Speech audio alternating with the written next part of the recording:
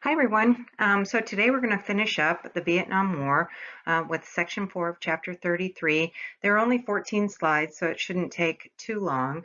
But I do want to say that I feel as if, looking back at the last section, I didn't go over everything very well. Probably I would have given you a lot more information had we been in the normal classroom setting. But I'm confident you're doing your best and you're using your textbook, which is right there in front of you. So you should be able to get some really good information and a good understanding of the Vietnam War. I also feel as if the videos that you've been watching are helping as well to offset what we're doing here. Anyway, let's go ahead and get through this. Okay, so if you recall from the last section, in the presidential election of 1968, Johnson announced that he wasn't going to run for re-election. He surprised everybody. But really, there was just so much opposition to the war, especially after the Tet Offensive, and people were out there saying, hey, hey, LBJ, how many kids have you killed today? And so he was just exhausted emotionally and physically. So he didn't run. So the Democrats, there was Eugene McCarthy, who ran, Robert Kennedy, who was running, and Johnson's vice president, Herbert Humphrey, right? So they ran, but Robert Kennedy was killed by Sirhan Sirhan after he had won the Democratic primary in California. And so they go to the convention in Chicago. And at the time, Richard Daley was mayor, and he's like, we're not going to have any protests, but there were 10,000 protesters who had showed up there to protest, and they were beaten by the police. So it was really ugly. So then we go to 1972, and they have other people in the Democratic Party who want to run against Richard Nixon. So when Nixon came in and he had Vietnamization, they start to withdraw troops. This was in 1969. They start pulling troops out of Vietnam, and they continued to do that. But there were still 20,000 people who died, Americans who died in Vietnam while Nixon was president, right? So he's getting a challenger. The Democrats choose a guy, George McGovern. He's from South Dakota. And I'll tell you about him in a minute. But there's also George Wallace. Remember George Wallace? Segregation now, segregation tomorrow, segregation forever. He is also running this time as a Democrat rather than an independent. He ran in 68. You're going to see what happens to him too. This was an important election also because it's the first time that across the board 18-year-olds get the right to vote. In some states you had to be 21. Now, a lot of the people who were drafted were 18, 19, 20, and so they couldn't even vote for those people that were sending them off to war. So we get the ratification of the 26th Amendment in 1971, and many of these young people came out to vote, and quite a few of them voted for McGovern because he's an anti-war candidate. The Republicans chose Richard Nixon again, right? And at this time, Kissinger was negotiating with Le Ducteau in Paris, and he said, peace is at hand. We're going to have peace here pretty soon. Nixon ran saying we need law and order, right? And a lot of people wanted law and order because it just seemed like there was so much chaos and turmoil in the United States at that time.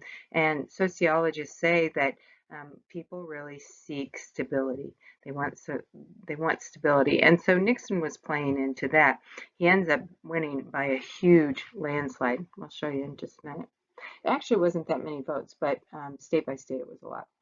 So this slide right here it talks about George McGovern, who was running for president. So he had proposed along with this guy Hatfield, this amendment that basically would give amnesty to draft dodgers. He also wanted a prisoner exchange with Vietnam, right? So he's wanting to end the war, and he wants to reduce our defense spending by 37%, which was huge during this time and during the Cold War.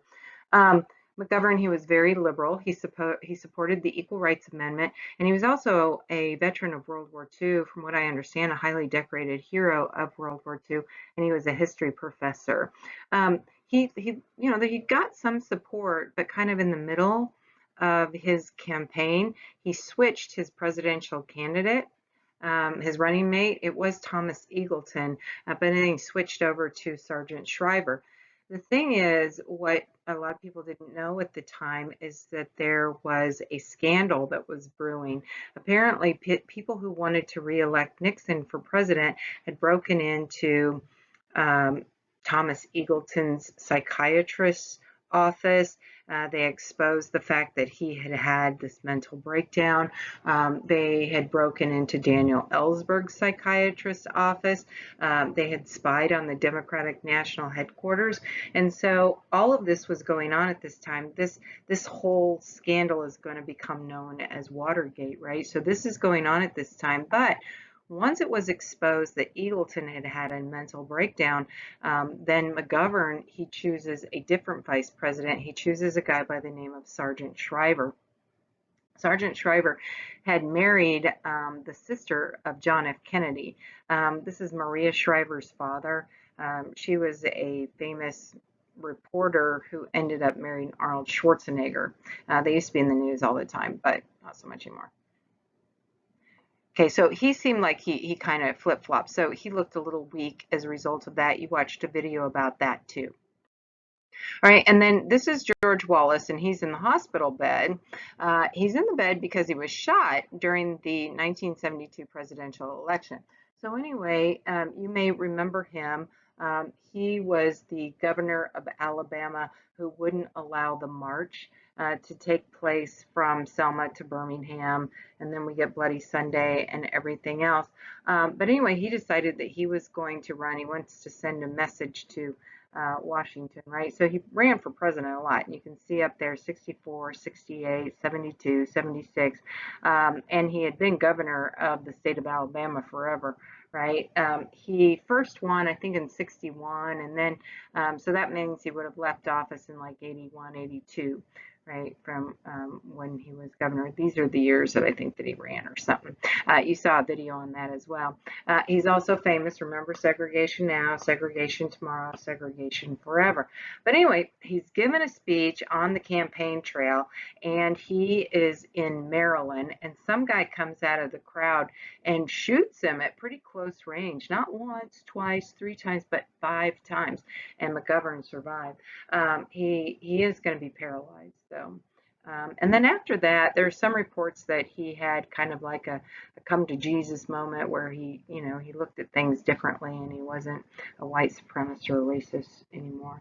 But what you saw from that video is that was another perspective that kind of said that he was not really a racist. He just said those things in Alabama in order to get elected. I don't know what's right there or what's true. Okay, so I've also included some information here on Shirley Chisholm, and you guys watched a video about her as well. If you look, she was the first woman to ever serve in Congress who was black. There was a woman who was Asian who served before her, so a minority woman. But this is the map over here of the various Democrats who were running at that time. So let's see, there's McGovern, Humphrey, Wallace, Muskie, Mills, Jackson, that's Jesse Jackson, and then Shirley Chisholm. Shirley Chisholm got 3 states, right? Which is pretty impressive at that time. But George McGovern, he's the one that got the majority of the states. You can see there he got the ones that are in yellow. So lots of people running on the Democratic ticket. Not nearly as many as in 2020. All right, but it didn't matter.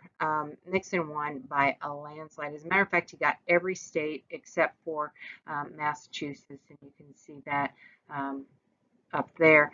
He also did not get Washington, D.C., which is right here. And then it looks like there's a rogue elector in Kentucky who voted Libertarian, right? So didn't want Nixon or McGovern. Okay, so then, as I said before, Kissinger continued on trying to negotiate an end to the fighting in Vietnam. Remember, we were trying to have peace with honor through that process of withdrawing our troops. This was Vietnamization. And so while we're doing that, he's also negotiating with the representative from Vietnam. His name is Le Duc Tho. They are in Paris discussing an end to the war, right? So the North Vietnamese, they say, we want a ceasefire, we want a withdrawal of all foreign troops, and we want a creation of a new government. Sounds fair.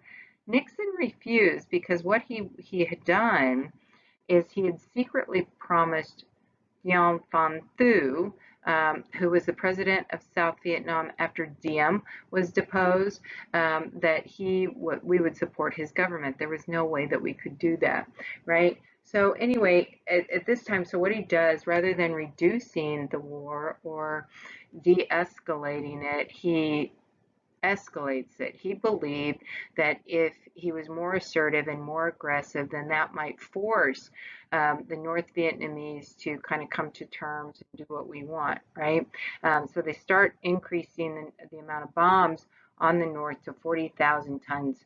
He did that in 2 weeks, right? So that was a huge number. But as we know from your reading and everything else we talked about, the enemy's resolve was really committed, right? They were very much committed to defeating us, just as they were the French and the Japanese, right?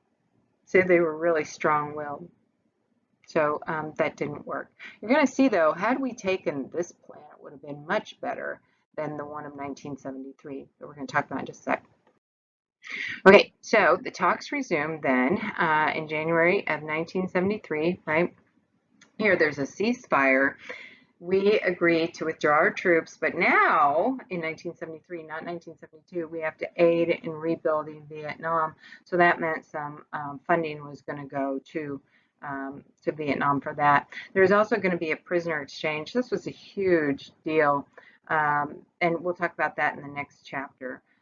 One person who was exchanged, you may or may not know who this person is, but John McCain, he had been captured when his plane was shot down over North Vietnam, and he was in a prisoner of war camp up there known as the Hanoi Hilton. American soldiers, they jokingly called it that, but it was really a horrible place to be, and that's where our prisoners were kept.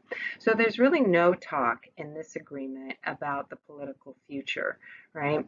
But again, Nixon says to Thu, but we're gonna support you and the South in fighting when the fighting continues. But once we leave, the South is forced to surrender. Okay, so Americans really start to ratchet up or increase the amount of troops that we are withdrawing, right? The North starts coming in and they invade the South in 1975.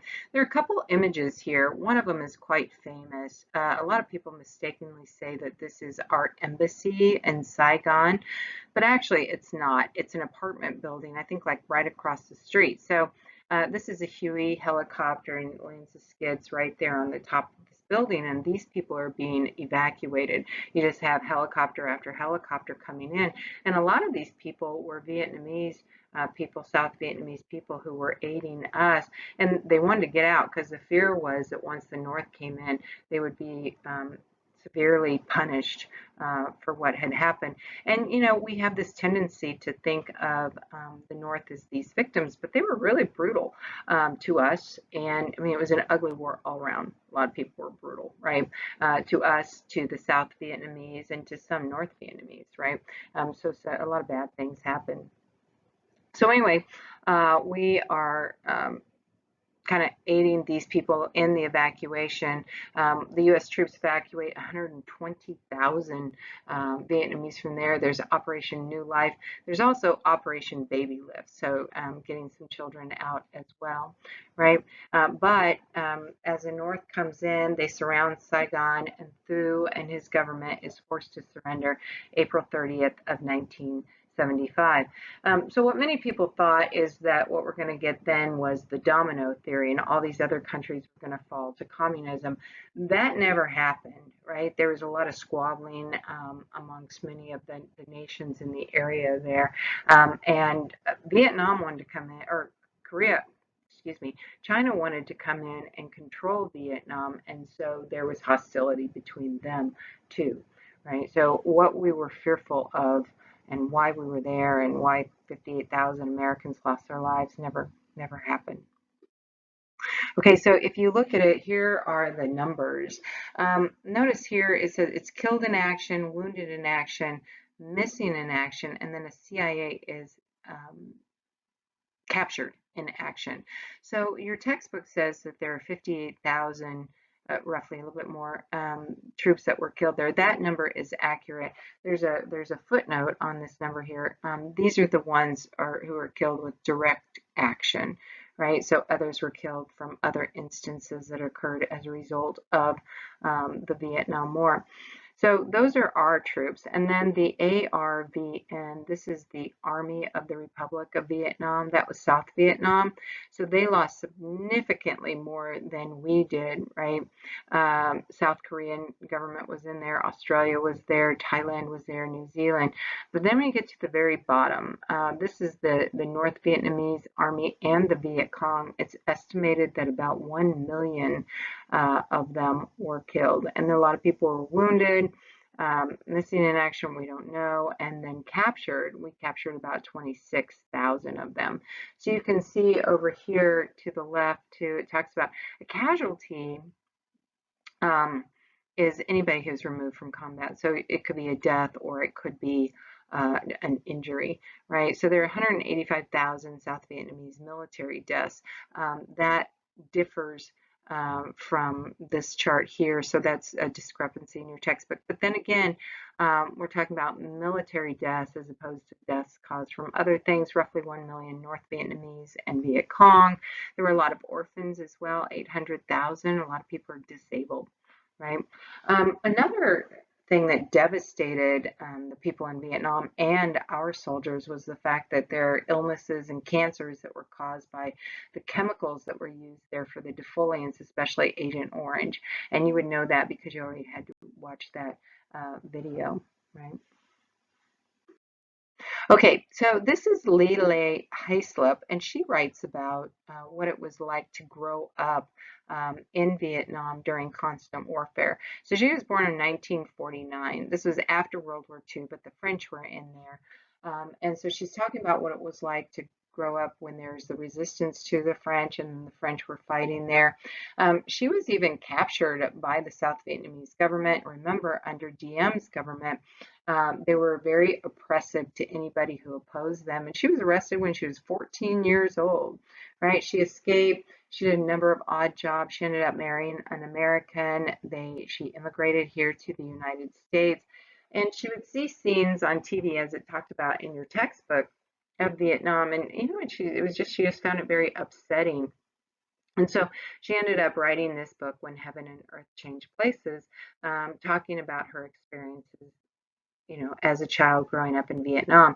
She also created this foundation, East Meets West. And what this was basically an organization that aided people who were refugees from war. Not just from Vietnam, right? But if you look at the Vietnam refugees, there are about 1.5 million people who left Vietnam, and of those, about half of them came here to the United States, right? And we know that. There are a lot of Vietnamese people even in Champaign. Many of them, I can remember this when I was a kid, they would be called boat people. Another bunch of boat people arrived today on the coast of California, and see it on the news. These people just packed in hundreds and hundreds of people, just as tight as they can get on these boats, and then they just floated across the Pacific to come here to the United States. I remember one time I had this guy who was doing my nails. He was from Vietnam, and he had a bunch of scars on his arm right here. And I was like, what happened? And he was a boat person, because that's what they were called at the time. And he said that there was some guy on this boat that kept putting cigarettes out in his arm. So, I mean, he really wanted to leave, and he really wanted to come here to the United States. And so they endured quite a bit to do that. Okay, now on to our veterans. So we know that about 2 million served throughout the course of the war. 58,000 of them died. Quite a few were injured. There were 2,500 who are missing in action. There's still quite a few, to be honest with you. I don't know the exact number. We don't know where they are, haven't found their remains. So every now and then, the Vietnamese government will turn over the remains, and now with DNA, we're able to get some information. There are about 600 people who were captured, held as POWs, and they were the targets of anger. And for me, I know this firsthand. My dad, when he came home, people called him a baby killer and all sorts of other things because there were some soldiers in Vietnam who did some very bad things, who were it was morally wrong, right? And I know when I joined the Army in 1983, this was less than 10 years after the war in Vietnam ended, they told us, they said, if you're told by your superior to do something that you know is morally wrong, do not do it. You know, you might suffer initially, but then it can all be worked out in the end. But we were told not to do that. So a lot of people were targets of anger, and they didn't get the support from the American government. Many of them suffered from post-traumatic stress disorder. I know I told you that I believe that that's what was wrong with my father, and that's why he was a very heavy drinker. He was an alcoholic. One guy, Ron Kovich, he wrote about his experiences born on the 4th of July, and he discussed he was injured during Vietnam, and he was paralyzed. He's in a wheelchair for life, and he wrote about what it was like coming home and then not having the support of his country. As a matter of fact, I've seen just real difference recently with the first Gulf War and then the War on Terror. People treat our military a lot differently than they did, than how they treated them in Vietnam. Right. There was a movie, Born on the 4th of July, and the person who played Ron Kovich was Tom Cruise. So it's probably about 10, 15 years ago. Okay, so this is the Vietnam Veterans Memorial. Perhaps some of you have gone there. The image before the three statue, or the statue of the three soldiers there, that's looking out at this, right? But if you go there, you can find the name of an individual who was killed or captured while serving in Vietnam. There are over 58,000 names carved in there, and they're chronologically done. So from the first person who was killed to the last, right? So it kind of goes through that. The first time I went there, it was 1985. The wall was opened up in 1982, and I was stationed in Washington, D.C. I was in the Army, and I was walking through there. It was Memorial Day, and there were a bunch of people there. And Vietnam was still very raw. But anyway, I'm walking through, and there's a bunch of soldiers, right? And they're in their garb, their old camo uniforms or just green uniforms from what they had during the war, and they're crying and they're hugging one another. And by the time I got through there, I was bawling. I was in tears. It was just the saddest thing, but it evokes a lot of emotion for people. Maybe not for you, unless perhaps you have a grandfather, an uncle, or somebody who served, and they can recount the stories and the pain that they suffered, because so many of them, they were. It was such a difficult situation. They were drafted. They did what their country told them to do, but there was no clear enemy. They're there in the jungle fighting this elusive enemy out there. You can't see them. And really what they did is they're just fighting to stay alive and fighting to make sure that their buddies stay alive. And they form very, very close bonds with them as well. So anyway, so this does evoke just this anger and emotion when people go there. So anyway, the person who designed it was a Chinese American architecture student. And again, you watch this video. Her name is Maya Ying Lin, who designed it. And some people really didn't like the fact that it had their names on it. Ross Perot, who was a contributor to building the monument, he had contributed like $160,000 to it. He wanted something more like the Iwo Jima Memorial, where it shows bravery. Instead, what this looked like was a huge tombstone. So that's why they put the statue of the three soldiers looking out there. And I like that one is black, one's Hispanic, and one is white, and they're like brothers in arms. If you have never been to Washington, D.C., then you don't really know what the mall is like. But right here, This right here, and I'm trying to draw, that is the Lincoln Memorial, right? That's where Martin Luther King gave his I Have a Dream speech. If you look right here, this is the Vietnam Veterans Memorial, and this is where the statue of the three soldiers is located. They have also done now this is a Korean War memorial. This map is so old that it doesn't have, there's a World War II memorial right here, right? This is the Lincoln, here's the Lincoln Memorial, right? Here is the White House. Across from the White House, this is the Jefferson Memorial, right? And then over here, this is the Capitol. And then if you go to, oops, the Washington Monument right here, and you look out the window here, you could see the White House. You look out another window, and it goes to the Capitol. This one, the Jefferson Memorial, and then this one, the Lincoln Memorial, right? This area right in here, this is where you find all the museums that are part of the Smithsonian. But anyway, I invite you, hopefully sometime you could go there.